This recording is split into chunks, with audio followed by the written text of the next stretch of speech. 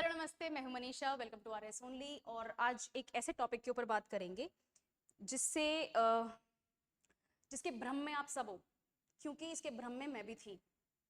ठीक है मैम, आज ऐसा क्या बोलने वाले हैं? मोटिवेशन है, राइट।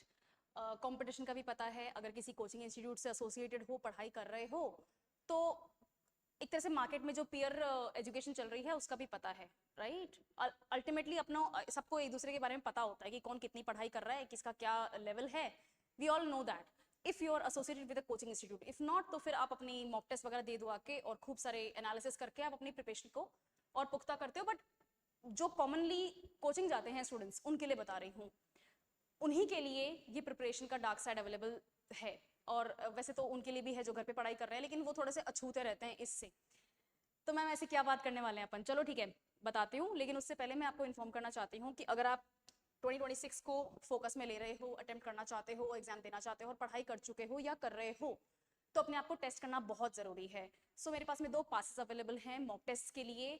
सब्जेक्ट ओरिएंटेड टेस्ट भी हैं, मतलब कि अगर मैं प्री की बात करूं तो 150 क्वेश्चंस एक ही सब्जेक्ट के, ऐसे टेस्ट भी अवेलेबल हैं। मिक्स टेस्ट भी अवेलेबल हैं, ईजी भी हैं, डिफिकल्ट भी हैं, मॉडरेट भी हैं। हर टाइप के लेवल के एग्जाम्स हैं। तो प्लीज पासेस लो और अपनी जो प्रिपरेशन है उसको टेस्ट करो कि आपका एक्चुअली लेवल क्या है, स्टैंडर्ड कहाँ पे है।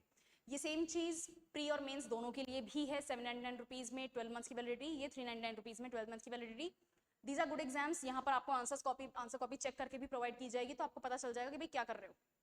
ठीक है, लेकिन मैम ये होगा कैसे? आप ऐसे कैसे हमें आंसर कॉपी दे दोगे? मैं पता नहीं किसी दूसरे शहर में हूँ, आप कहीं और हो, तो मैं कैसे आप तक आंसर कॉपी पहुंचाऊंगा? वैलिड क्वेश्चन, बहुत बढ़िया। इस क्वेश्चन का आंसर आपको मिलेगा जब आप कॉल करोगे। और कॉल नंबर कहाँ से मिलेंगे? डिस्क्रिप्शन बॉक्स में एक फोन नंबर है, उस पर कॉल करो और यही क्वेश्चन पूछो और आपको आंसर मिल जाएगा। ठीक है, इसके अलावा भी कोई क्वेश्चन है तो वो भी पूछ सकते हो। इसके साथ में एक गूगल फॉर्म भी है, उसको फिल करके सबमिट कर दो, आपकी काउंसलिंग हो जाएगी, वो भी एब्सोल्युटली फ्री। ठीक है, चलो पासेस लो लो और बात करते हैं इसके बारे में। क्या गलती कर रहे हैं हम सब? और मैं जब प्रिपरेशन करती थी, मुझे याद है मैं दिल्ली पढ़ती थी, तब मैंने भी ये गलती करी हुई है और मुझे बहुत जल्दी पता चल गया था कि ये गलती है। बट कुछ स्टूडेंट्स ऐसे होते हैं जिनको नहीं पता चल पाता है, जो इस नुकसान को एक तरह से झेलते हैं। और मैं बता देती हूँ कि क्या है वो। सिंपल सी चीज़ है। आप सब लोग, सब 100% कैंडिडेट्स जो होते हैं कंपटीशन एग्जाम्स के, वो ऐसे कैंडिडेट्स को जानते हैं, उनके कांटेक्ट में आते हैं या आए हैं जो कई सालों से इस एग्जाम की तैयारी कर रहे हैं। उन्होंने ईयर्स लगा दिए। I personally know many students. जब मैं तैयारी करती थी तब तो जानती थी। इनफैक्ट जो मेरा जो जहाँ पे मैं रहती थी उसके जस्ट पास में they used to be a student and he was preparing from the past 7 years and I was in contact with him. ठीक है, मुझे पता था कि क्या कर रहे हैं क्या नहीं कर रहे हैं। And we use to think कि अच्छा ठीक है, इसको तो बहुत नॉलेज हो गई होगी, इतने सालों से प्रिपरेशन कर रहा है। द कैच इज उसकी वो नॉलेज काम नहीं आ रही है बिकॉज वो उस एग्जाम को क्रैक नहीं कर पा रहा है। मैंने 2 बार एग्जाम दिया, मैंने दोनों बार क्रैक किया। तो मेरे से ज्यादा नॉलेज रख के भी अगर वो उस एग्जाम को क्रैक नहीं कर पा रहे हैं, तो फिर उनसे इन्फ्लुएंस होना मेरे लिए बहुत खतरनाक है। और ये एग्जैक्ट चीज आरएस एग्जाम में भी लागू होती है। मैं दूसरे एग्जाम की बात कर रही हूँ, but even then RS exam के लिए भी लागू होती है। कुछ ऐसे स्टूडेंट्स होते हैं जिनको अच्छी नॉलेज होती है, and there is no doubt, आप बहुत सालों से किसी चीज के बारे में पढ़ रहे हैं तो आपको बहुत अच्छी नॉलेज है। लेकिन उस नॉलेज का क्या फायदा अगर वो नॉलेज आप एग्जाम के दिन कॉपी में ट्रांसलेट नहीं कर पा रहे? तो एग्जाम अटेम्प्ट करना और उसको क्रैक कर देना एक दूसरी कहानी होती है उस एग्जाम के लिए प्रिपरेशन करने के कंपैरिजन में। आप प्रिपरेशन कर रहे हो, सब प्रिपरेशन कर रहे हैं, सबके पास में बुक्स हैं, सब पढ़ाई करते हैं, क्लासेस अटेंड करते हैं, वीकली टेस्ट भी देते हैं। हम डेली यहाँ पर आंसर राइटिंग प्रैक्टिस कराते हैं RS only pay. 99% students daily answer writing कर रहे हैं, यानी कि उनके मेंस अगर वो प्री क्लियर करते हैं, जो कि करना चाहिए, मेंस एग्जाम में उनकी क्वालिटी ऑफ आंसर जो होगी वो बहुत अच्छी होगी।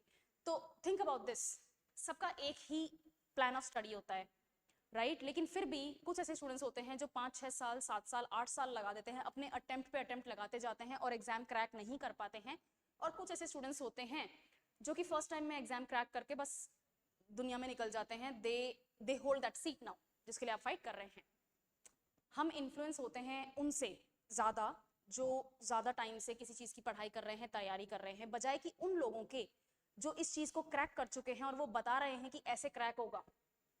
हमें उन पर विश्वास ही नहीं होता है। हम सोचते हैं कि इसने तो एक ही बार में कर लिया, ये तो बहुत इंटेलिजेंट होगा, ये तो बहुत जीनियस होगा, इसको यार, लेकिन मैं तो इंटेलिजेंट नहीं हूं, मैं तो जीनियस नहीं हूं, तो फिर इससे बढ़िया तो मैं उससे पूछ लूं जो 6 7 साल से कम इस बारे में पढ़ रहा है, इस एग्जाम की तैयारी कर रहा है, उसको ज्यादा जानकारी है, उसको ज्यादा नॉलेज है। उसको नॉलेज तो ज़्यादा होगी, हिस्ट्री के एक्सपर्ट बन जाते हैं लोग, राइट, पॉलिटिकल साइंस के एक्सपर्ट बन जाते हैं, पीएचडी कर लेते हैं साथ में इस एग्जाम की तैयारी करते करते। तो यार या तो तुम पीएचडी कर लो या फिर तुम एग्जाम की तैयारी कर लो, राइट। आप एक्सपर्ट बन सकते हैं किसी एक सब्जेक्ट में, 2 सब्जेक्ट्स में, लेकिन इस एग्जाम में एक्सपर्ट्स की जरूरत नहीं है। इस एग्जाम को एक्सपर्ट्स से मतलब ही नहीं है। They are not looking for expertise, they are looking for people who are jack of all trades. क्या बोला मैंने? Jack of all trades. ये वो लोग होते हैं जिनको हर फील्ड में थोड़ी बहुत इतनी जानकारी होती है जो कि इस पोजीशन तक, एग्जाम को क्लियर करने वाली पोजीशन तक पहुंचने के लिए रेलेवेंट है।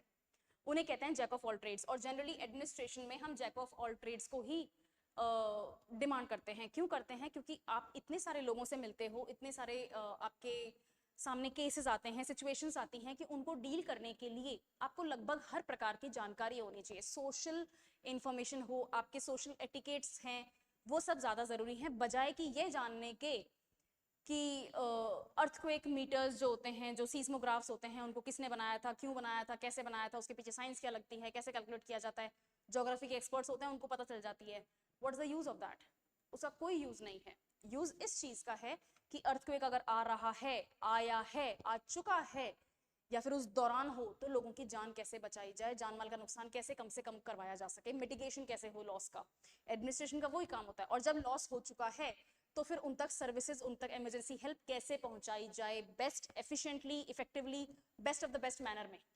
एडमिनिस्ट्रेशन का काम यही होता है। प्राइमरीली किसी भी डिजास्टर सिचुएशन में एडमिनिस्ट्रेशन का काम यही होता है। क्या फर्क पड़ता है किसी ज्योग्राफी एक्सपर्ट से, राइट? तो यही है डार्क साइड ऑफ प्रिपरेशन। जब आप किसी एग्जाम की प्रिपरेशन कर रहे हैं तो आप ऐसे स्टूडेंट्स, ऐसे कैंडिडेट्स के कांटेक्ट में आते हैं, उनसे फेस टू फेस होते हैं जो बहुत सालों से इस एग्जाम की प्रिपरेशन कर रहे हैं। और ये सब एग्जाम के साथ लागू होता है। कैट एग्जाम हो गया, जो बार बार लोग ड्रॉप करके बोलते हैं कि भाई मैं 90s की परसेंटाइल में लाऊंगा so that I can enter into IIM institute. तो आप आईएम्स में एंटर करना चाहते हो, आप 3-4 बार एग्जाम को दे चुके हो, what is the point of that? जब नहीं हो रहा है तो कहीं से एक बार एमबीए करो, गेट इनटू द मार्केट, आपको जॉब का एक्सपीरियंस हो जाएगा, कल को आपकी अच्छी जॉब कहीं और लग जाएगी। या फिर सर्टिफिकेट एग्जाम्स दो, डिप्लोमा ले लो, बहुत सारे ऐसे एडवांस डिप्लोमाज होते हैं, 6 सिग्मा के सर्टिफिकेट्स होते हैं, लो उनको, पढ़ाई तो करो। लेकिन नहीं, हम कई ईयर्स बर्बाद कर देते हैं कंपटीशन एग्जाम में। एसएससी हो गया, यूपीएससी में बहुत मिलेंगे आपको, दिल्ली में राजेंद्र नगर में, राइट, ओल्ड राजेंद्र नगर में, और क्या नाम है उसका, एक है वहाँ पे, वो शॉपिंग डिस्ट्रिक्ट है, वहाँ पे भी बहुत ज़्यादा ऐसे स्टूडेंट्स मिल जाएंगे आपको। तो फिर फायदा क्या हो रहा है? नहीं हो रहा ना कोई फायदा, यही तो प्रॉब्लम है। तो ऐसे स्टूडेंट्स के कांटेक्ट में आ रहे हो, उनसे जानकारी लो जो ले सकते हो, बट उनसे इन्फ्लुएंस नहीं होना है। उनसे इन्फ्लुएंस होगे तो आप अपने लक्ष्य से भटक जाओगे। आप भी सोचोगे कि भाई ये तो एक्सपर्ट है, मुझे भी इतनी जानकारी होनी चाहिए। इस एग्जाम को एक्सपर्टीज नहीं चाहिए, इस एग्जाम को बेसिक सोशल एटिकेट्स चाहिए, बेसिक इंफॉर्मेशन चाहिए, कुछ हद तक फैक्चुअल इंफॉर्मेशन भी चाहिए, राइट? तो आप अपनी फोकस, अपना जो आपका पूरा पढ़ाई का जो एक ध्यान है ना, वो इस चीज पे रखो कि जो क्लियर कर चुका है, जिसने एग्जाम निकाला है, वो क्या कह रहा है करने को, क्योंकि उसने वही करके एग्जाम निकाला है। हमारा लक्ष्य एग्जाम निकालना है, हमारा लक्ष्य किसी किताबों की लिस्ट को लर्न करना नहीं है, राइट? तो ऐसे स्टूडेंट से थोड़ा सा बचना है। और अगर आप ऐसे स्टूडेंट हो जिन्होंने बहुत ईयर्स लगा दिए हैं, अपनी स्ट्रैटेजी चेंज करो, अभी भी टाइम है। अगर आपके पास में और अभी मौका है एग्जाम लिखने का, आपके पास अटेम्प्ट बचे हैं, तो for the love of God expertise gather करना बंद करो और पॉइंट पे आओ कि एग्जाम जो पूछ रहा है मैं सिर्फ वो इन्फॉर्मेशन रखूं, उतनी ही पढ़ाई करूं, उसी की प्रैक्टिस करूं, तभी एग्जाम निकलेगा। Okay, so all the very best. ध्यान रखो कि क्या एग्जाम पूछ रहा है, देखो प्रीवियस लेवल पे क्वेश्चंस क्या आए हुए हैं, कैसे आए हुए हैं, उन्हीं के पैटर्न पे एग्जाम आ रहा है। बहुत थोड़ा बहुत चेंज होता है, और वो थोड़ा बहुत चेंज आप हैंडल कर सकते हो अगर आप बार बार एग्जाम को एक्सपीरियंस कर चुके हो तो, right? All the very best for your preparation. और अपने स्टूडेंट्स, अपने फ्रेंड्स को भी बताओ कि भाई किस तरह से आप और एग्जाम की तैयारी कर सकते हो, किस तरह से आप अपनी जो गलतियां हैं जिनको आप आज तक करते आ रहे हो उनको सुधार सकते हो। एंड गुड लक, ठीक है? फिर किसी क्लास में मिलते हैं। Thank you so much for attending the session.